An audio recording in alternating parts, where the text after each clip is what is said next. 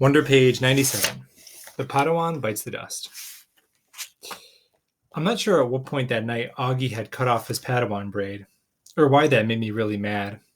I'd always found his obsession with everything Star Wars kind of geeky, and that braid in the back of his hair, with its little beads, was just awful.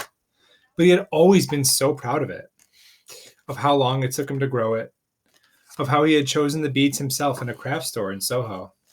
He and Christopher, his best friend, used to play with lightsabers and Star Wars stuff whenever they got together. And they both had started growing their braids at the same time.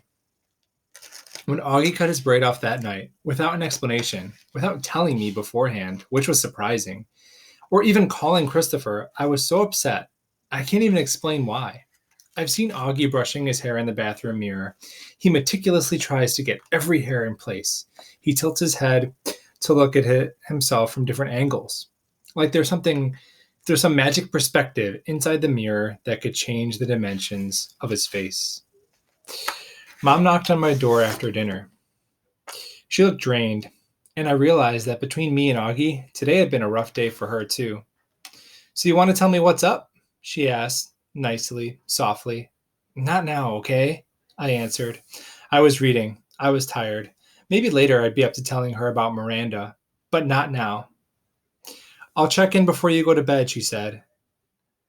And then she came over and kissed me on the top of my head.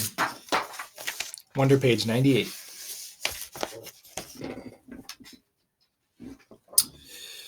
Can Daisy sleep with me tonight? Sure. I'll bring her in later. Don't forget to come back, I said as she left. I promise. But she didn't come back that night. Dad did. He told me Augie had had a bad first day, and Mom was helping him through it. He asked me how my day had gone, and I told him fine. He said he didn't believe me for a second, and I told him Miranda and Ella were acting like jerks. He said nothing tests friendships like high school, and then proceeded to poke fun at the fact that I was reading War and Peace. Not real fun, of course, since I'd heard him brag to people that he had a 15-year-old who's reading Tolstoy. But he liked to rib me about where I was in the book, in a war part or in a peace part, and if there was anything in there about Napoleon's days as a hip-hop dancer. It was silly stuff, but Dad always managed to make everyone laugh.